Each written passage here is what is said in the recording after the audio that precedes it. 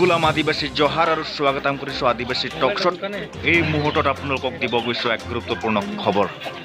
বৃহত্তৰ আদিবাসী জনগোষ্ঠীক XT ট্ৰাইব আৰু T ট্ৰাইব নামেৰে চাৰ্টিফিকেট নামাকৰণ বন্ধ কৰাৰ দাবীত ৰাজ্যজুৰি আদিবাসী ছাত্ৰ সন্থাৰ তীব্ৰ প্ৰতিবাদ।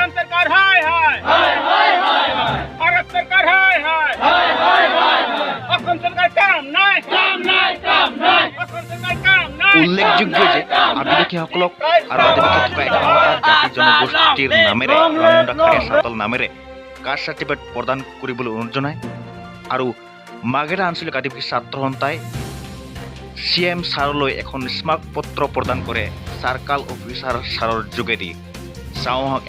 সদৌ অসম আদিবাসী ছাত্ৰ সন্থা কেন্দ্ৰীয় সমিতিৰ সন্মানীয় সভাপতি শ্ৰীযুত প্ৰদীপ নাগৰ নেতৃত্বত আৰু সম্পাদক শ্ৰীযুত জোসেফ মিঞ্জৰ নেতৃত্বত তিনিচুকীয়া জিলাৰ আহ্বান মৰ্মে আজি সদৌ অসম আদিবাসী ছাত্ৰ সন্থা মাৰ্ঘেটা আঞ্চলিক সমিতিৰ উদ্যোগত আৰু এই মাৰ্ঘেটা মাকুম 6 নং ইউনিট কমিটিৰ সহযোগত আজি আমি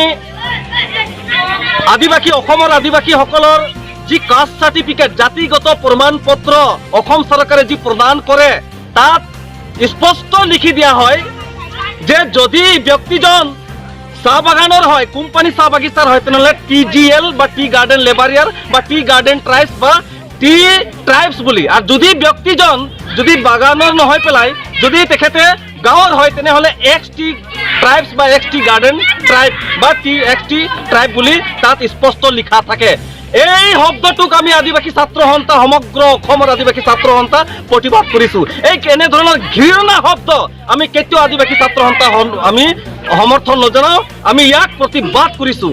ইয়াৰ টি ট্ৰাইবছ বা XT ট্ৰাইবৰ পৰিৱৰ্তে ইয়াত হ'ব লাগিব he or she belongs to Oraon Munda Oriya Kharia Lohra Ghasi whatever 109টা জাতি উপজাতি মিলি যিটো আমাৰ কাষ্ট চাৰ্টিফিকেট হয় জাতিগত প্ৰমাণ পত্ৰ তাত এইটোহে হ'ব লাগিব। ইয়াত আমাক অসমত এনেধৰণৰ জাতিগত প্ৰমাণ পত্ৰ already OBC more other backward classes ST general OBC এইবিলাক অলৰেডি দিয়া আছে জাতিগত প্ৰমাণ হিচাপে। তথাপিতো তাত অসমত বসবাস কৰা আদিবাসীসকলক কিয় XT tribe and T tribe বুলি তাত উল্লেখ কৰিছে। গতিকে আদিবাসী ছাত্ৰ সন্থাই ইয়াক ক্ষুব্ধাৰ বিৰোধ কৰিছোঁ আৰু অনাগত দিনবোৰত আমাৰ চাৰ্টিফিকেটবিলাক যদি Oraon Munda Oriya Kharia instead of T tribes and XT ট্ৰাইবৰ পৰিৱৰ্তন নহয় তেনেহ'লে আমি জংগী আন্দোলন কৰিবলৈ বাধ্য হ'ম। আমি ইয়াৰ দ্বাৰা সদৌ অসম আদিবাসী ছাত্ৰ সন্থা হৈ পেলাই অসম চৰকাৰক সত্যাই দিব খুজিছোঁ যে এই টি ট্ৰাইব XT ট্ৰাইবৰ নামত আমাক চাৰ্টিফিকেট দি পেলাই আমাৰ জাতি জনগোষ্ঠীৰ ভাষা কলা কৃষ্টি সংস্কৃতিক ডাইনাছৰ প্ৰাণীৰ লিখীয়া বিলুপ্ত কৰিব খুজি আছে। আমাৰ নিজস্ব ভাষা কলা কৃষ্টি সংস্কৃতি আছে, আমাৰ নিজস্ব হাজাৰ হাজাৰ বছৰীয়া ইতিহাস আছে।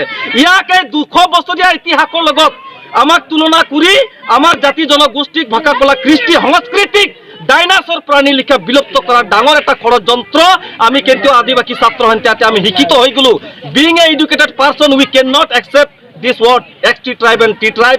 এই শব্দটো আমি কেতিয়াও মানি নলওঁ। আমি চাহ গছৰ জাতি নহয়।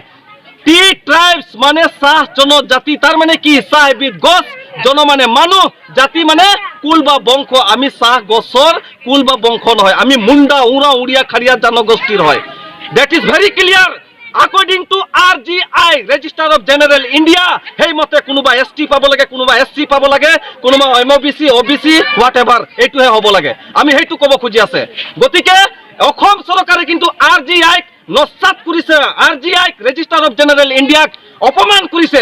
আদিবাসী ছাত্ৰ সন্থা মাৰ্ঘেটা আঞ্চলিক সমিতি হৈ পেলাই সমগ্ৰ অসমৰ আদিবাসী হৈ পেলাই আমি ক'ব খুজিছোঁ এই 2021 চনৰ ভিতৰত বা আগত এই 2020 ভিতৰত 2021 চনৰ আগে আগে আমাৰ জাতিগত প্ৰমাণ পত্ৰ শুধৰণ হ'বই লাগিব। 1 নম্বৰ কথা। 2 নম্বৰ কথা হ'ল জনজাতিকৰণ। আদিবাসীসকলক জনজাতিকৰণ কৰিব লাগিব। 3 নম্বৰ কথা হৈছে অসমত বসবাস কৰা চাহ বাগিচা এলেকাৰ হাজিৰা 351 টকা 0.33 হ'ব লাগিব। অসমৰ বসবাস কৰা আদিবাসীসকলৰ যিবিলাক চাহ বাগিচা এলেকাত স্কুলবিলাক আছে সেই স্কুলবিলাক উন্নত আৰু বিজ্ঞানসন্মতভাৱে হ'ব লাগিব আৰু চৰকাৰীকৰণ হ'ব লাগিব। আজি তাত টেট টিচাৰ দিয়া নাই, মাত্ৰ ক্লাছ 5-6 লৈকে তাত দিয়া আছে।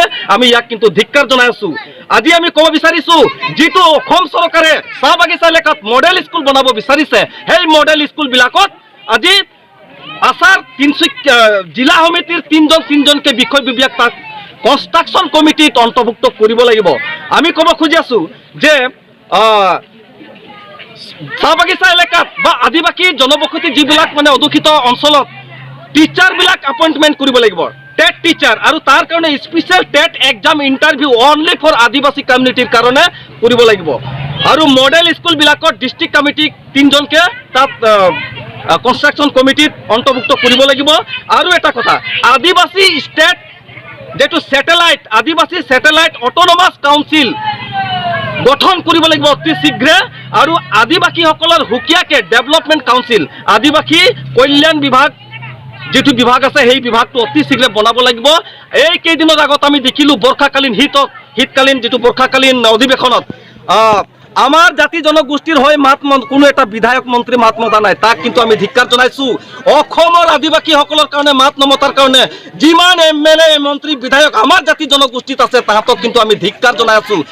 আগন্তুক যিটো শীতকালীন যিটো অধিৱেশন আহিছে তাত আমাৰ জাতি জনগোষ্ঠীৰ কাৰণে মাত মাতিবই লাগিব। STৰ কাৰণে হওক, মিনিমাম ৱেজেছৰ কাৰণে হওক বা স্কুলৰ কাৰণে হওক, মাত মাতিবই লাগিব। অন্যথাই 2021 চনত আদিবাসী ছাত্ৰ সন্থা সমগ্ৰ অসমত বিজেপি চৰকাৰক স্পষ্ট কথা কৈছোঁ, মাৰ্ঘেৰিটাত অকল নহয়, বিজেপি চৰকাৰৰ সদৌ অসম আদিবাসী ছাত্ৰ সন্থাৰ সিদ্ধান্ত, প্ৰদীপ নাগ, জোচেফ মিঞ্জৰ সিদ্ধান্ত, বিজেপিক বৰ্জন কৰিম।